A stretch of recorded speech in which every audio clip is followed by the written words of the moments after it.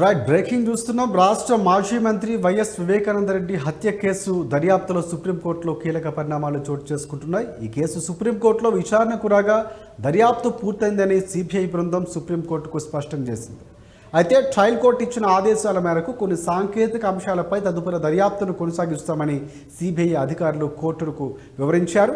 ఈ కేసును విచారించిన ధర్మాసనం దర్యాప్తు సంస్థకు కొన్ని కీలక సూచనలు జారీ చేసింది.